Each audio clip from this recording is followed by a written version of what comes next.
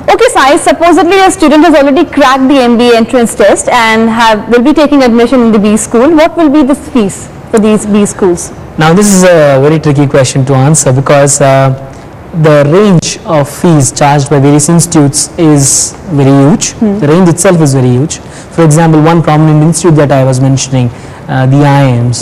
The IIMs at one point of time, say a couple of years ago, used to charge somewhere between 2 lakhs to 4 lakhs as the fees for 2 years. This is apart from your living expenses for 2 years. Okay. Now the IIMs have also again upped their fees considering the recent hike around us. So they now charge somewhere between 6 lakhs to about 11 lakhs at IIM Ahmedabad. Okay. So the range is from 6 to 11.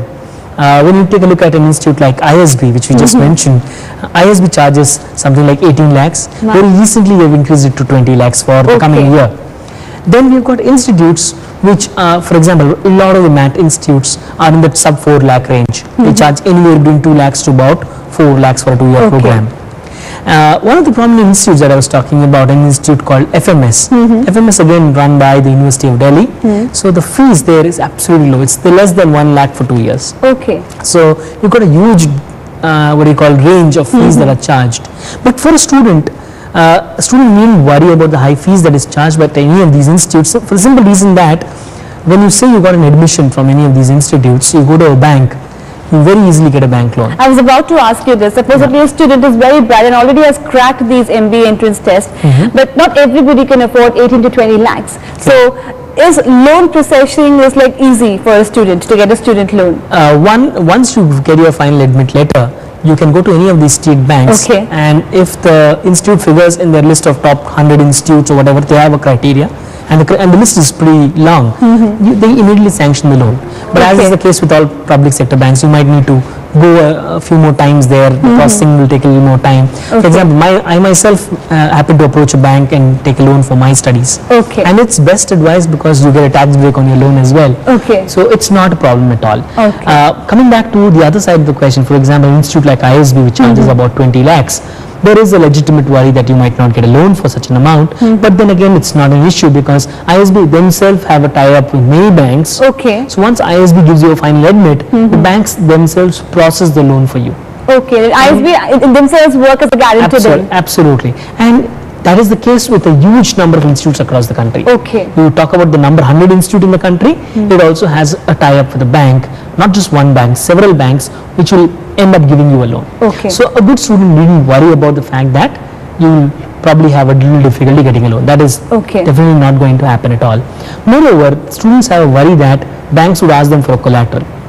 Till a certain extent, for example, the fees that I have mentioned, for all these fee levels, banks do not ask for a collateral. They probably will ask you for a guarantor. Maybe your parents can stand in or your uncle can stand in as a guarantor, but no collateral is required. So probably loan should not be a cause of worry for any student. Absolutely not. Anybody bright enough shouldn't worry about this. But after passing out from the B schools, what can be the minimum starting salary an individual can expect? Again, this question, I can't really mention a minimum level because it differs from institute to institute. Now, as you look at the more popular institutes, something like the IIMs, the average starting salary at the IIMs last year was about 16 to 18 lakhs, and that is for a year. This is the annual salary. So it is not too much of a trouble, paying up their loans at about 16 to 18 lakhs. But then again, whenever we quote averages, when we quote salaries, we talk about an average. So the average will be a mixture of people with higher salaries and a mixture of people with lower salaries. So you really can't guarantee and say that everybody in the institute will get about 16 to 18. But then the average gives you an indicator.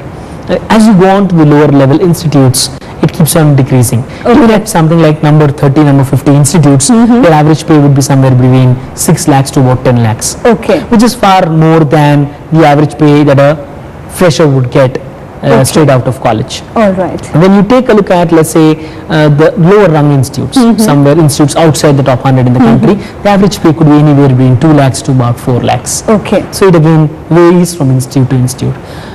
So if you put in a lot of effort getting to the top institutes in the country, the average salary also looks much better at those institutes. Does it depend about the company as well, where you are being recruited?